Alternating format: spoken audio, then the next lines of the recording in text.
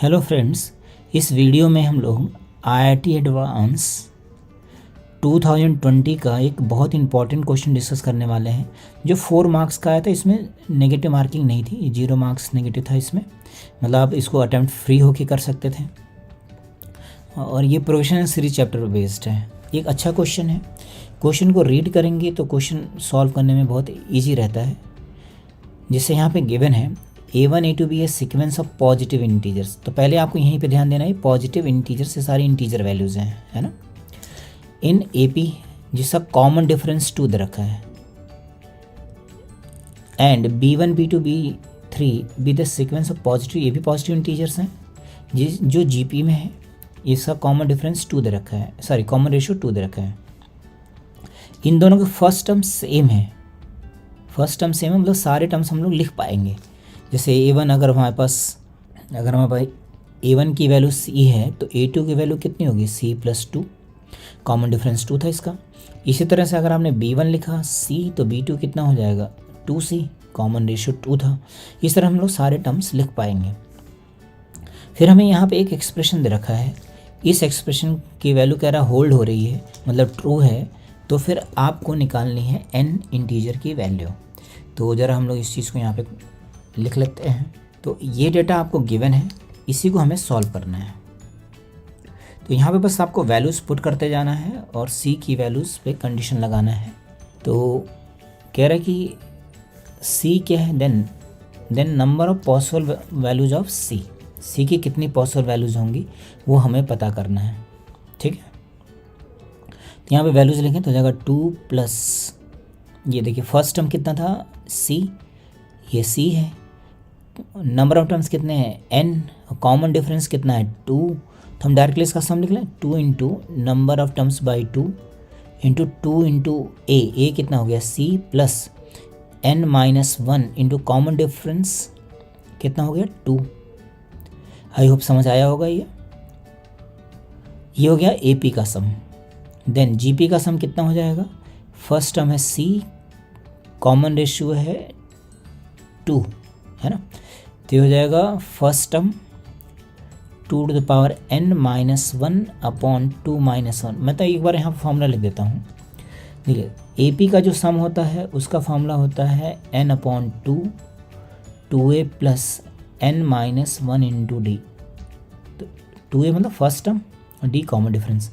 और जो GP का होता है, GP का जो सम होता है इन टर्म्स का, वो होता है first term into common ratio two the power n-1 upon common ratio -1, ठीक है ना। ये फार्मूला होता है। इन दोनों फार्मूले का हम लोगों ने यहाँ से यूज़ कर लिया है।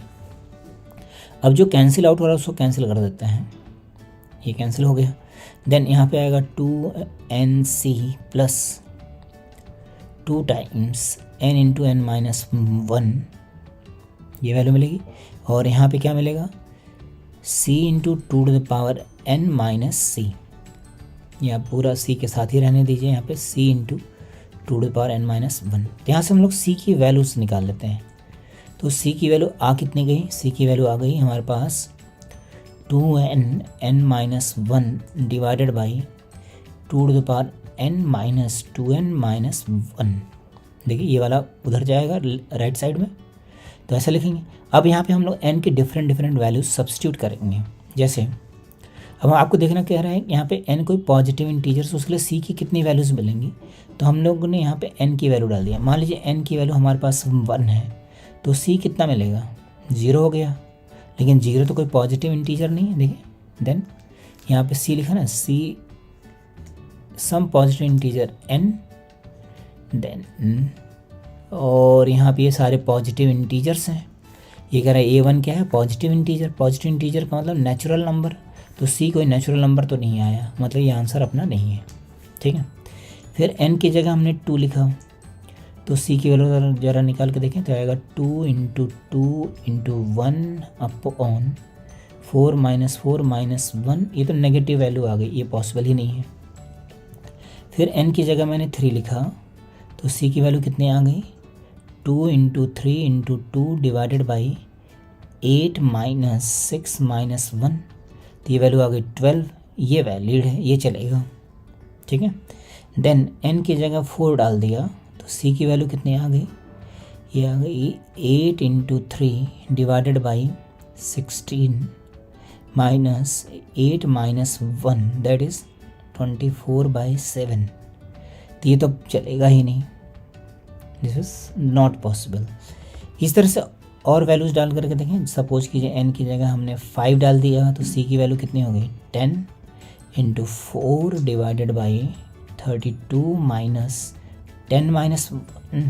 तो ये इवन नंबर है और ये ऑड नंबर है, इसमें से इसको माइनस करेंगे तो डिनोमिनेटर में क्या आएगा, कोई ऑड नंबर आएगा, जबकि न्यूमरेटर में हमारा इवन नंबर है।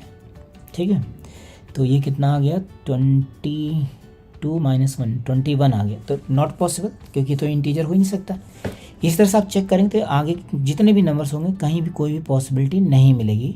सो there is only one possibility. यहाँ पे सिर्फ एक ही पॉसिबिलिटी है, जब सी की वैल्यू कितनी हो जाए 12। तो यहाँ से सी की वैल्यू 12 आ गई। तो आंसर क्या पूछा था आपसे, आंसर पूछा था then number of all possible values of C. C की वैल्यूज़ पूछा था, कौन कौन कितनी सी की वैल्यूज़ होंगी। तो इसका आंसर 12 नहीं लिखेंगे, इसका आंसर क्या लिखेंगे 1 लिखेंगे, because number of values of C बतानी थी। तो फ्रेंड्स ये अच्छा क्वेश्चन था।